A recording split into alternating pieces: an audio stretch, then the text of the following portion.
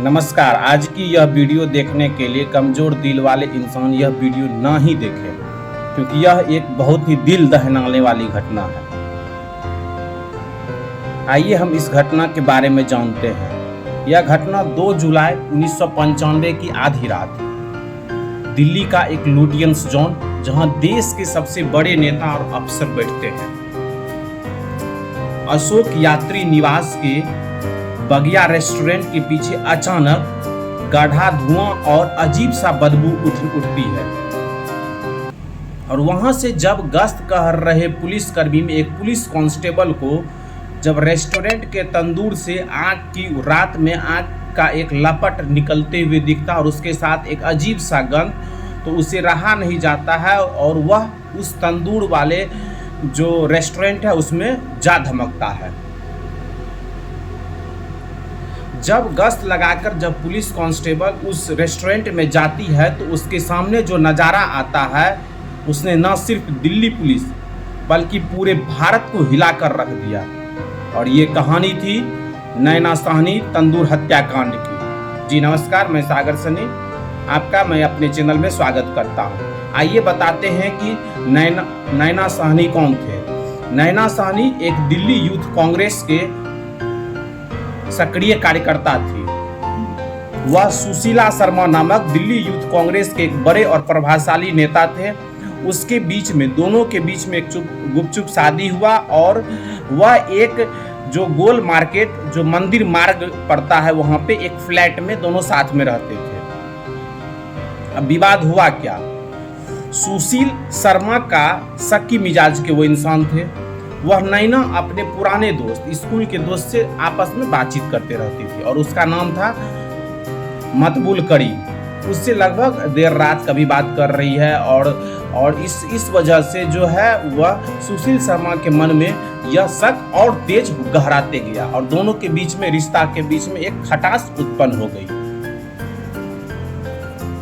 अब यह बात जब 2 जुलाई 1995 की शाम सुशील शर्मा जो दिल्ली यूथ कांग्रेस में थे और उसके माना जाता है कि अध्यक्ष भी थे, वह घर लौटता है और नैना जो है वह फोन पे किसी से बात कर रही थी और वह बात करता हुआ देख लेता है। सुशील जैसे ही रीडायल करता है तो दूसरी तरफ से जब वह आती है तो नैना का फोन छीन करके सुशील उस पर रीडायल करता है और जब जैसे ही रीडायल करता है तो दूसरे तरफ से वही करीम का आवाज आता है और इस आवाज को सुनते ही नैना और सुशील के बीच में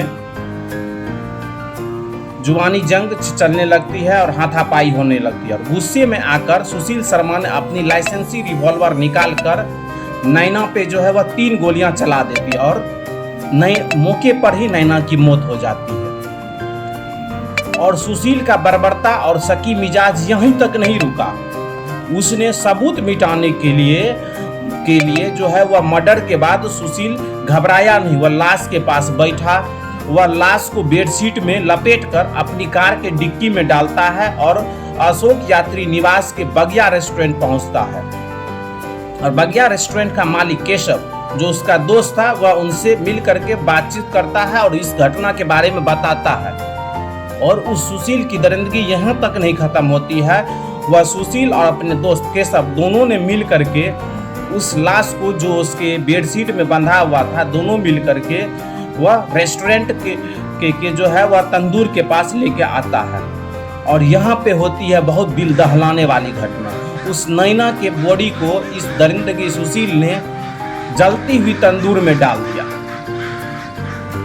जलने के लिए। और अगर उसमें आग की जो कमी हो रही थी, जैसे कि वह उसका बॉडी जो है वह तंदूर में डाल दिया, तंदूर में उतना आग होता नहीं है जो कि एक पूर्णतः पूरे शरीर को जला दे, तो इसके लिए उसने क्या किया, उसमें और सारा कोयला दिया, तेल दिया, मक्खन दिया और बहुत सारे दे के वहां पे आग को बहुत तेज किया और तेज करके नैना साहनी के बॉडी को जलाना शुरू कर दिया। और जैसे ही आग को तेज किया तो वहां बड़े बड़े लपटे उठने लगे और जो बॉडी अगर जलता है तो उसका महक फैलने लगा। और इसी क्रम में वहां से गुजरने वाली रात के टाइम में पुलिस गश्ती करती है कैनॉट पैलेस और उसके इलाका में रात के करीब 11:30 बजे।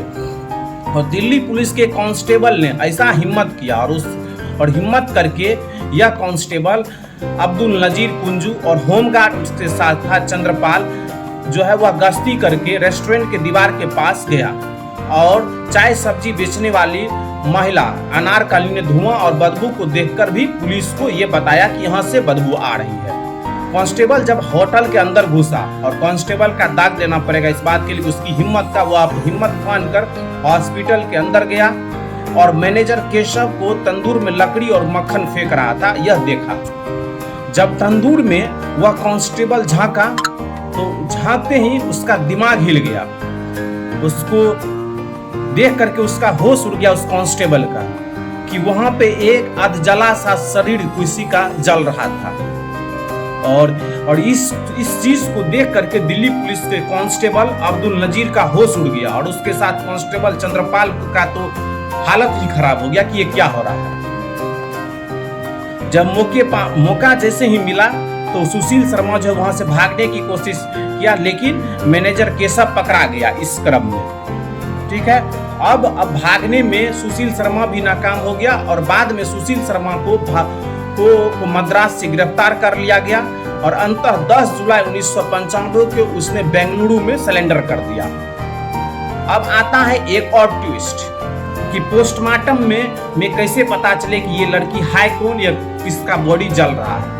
पहली पोस्टमार्टम में रिपोर्ट में पता चला कि मौत का कारण जलना बताया, लेकिन जब फिर से एक मांग उठने लगी और जब विपक्षियों के द्वारा तो एक फिर से एक पोस्टमार्टम रिपोर्ट करवाया गया और इसमें एक भयानक खबर आई कि उसे जलाया नहीं गया, जलाने से पहले उसे मारा गया, 2 गोली उसे लगा है उसके सर के खोपड़ी में।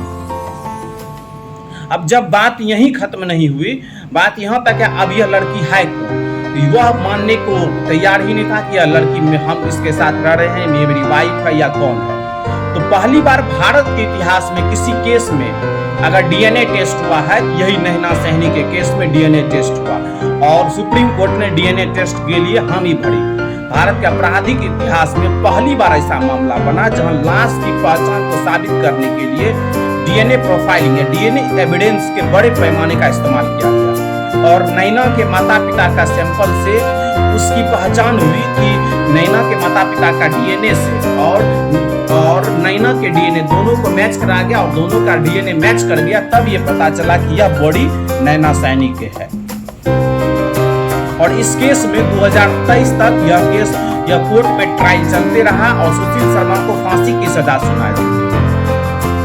लेकिन 2007 में जब सुशील शर्मा ने अपर कोर्ट में अपील की तो हाई कोर्ट में तो उससे फांसी का सजा बरकरार रखा गया दिल्ली हाई कोर्ट के द्वारा। फिर यह केस 2013 में सुप्रीम कोर्ट में बढ़ता है और सुप्रीम कोर्ट ने इसे rare of the rarest case मानने से इनकार करते हुए उसे फांसी के सजा को उम्र कैद में बदल दिया, क्योंकि दिल्ली हाई कोर्ट ने उसे इस केस को rare of the rarest case में बताया था और सुप्रीम कोर्ट ने इसे rare of the rarest case से हटा दिया और इसको उम्र कैद में बना दिया। तर्क यह था कि समाज के खिलाफ अपराध नहीं बल्कि व्यक्तिगत शक और गुस्से में यह मर्डर किया गया, तो इसी तर्क से उम्र कैद की सजा दी गई और वर्ष 2018 में 23 साल से ज्यादा जेल में बिताने के बाद दिल्ली हाईकोर्ट के आदेश से सुशील कुमार को रिहा कर दिया गया। और अब यह घटना नैना सहनी की यह घटना भारतीय कानून और फॉरेंसिक जांच के तरीके के लिए हमेशा को बदल दिया गया कि फॉरेंसिक जांच अब कैसे होगा, डीएनए सैंपलिंग और इस सब पे। अब यह घटना यह बताता है कि शक और सनक एक जुर्म शक और सनक भी एक जुर्म के रूप में किस तरह से उभरती है और एक हंसती खेलती जिंदगी को बर्बाद कर देती है। अब इस पे आपकी क्या राय है, कमेंट है जरूर कीजिए कमेंट।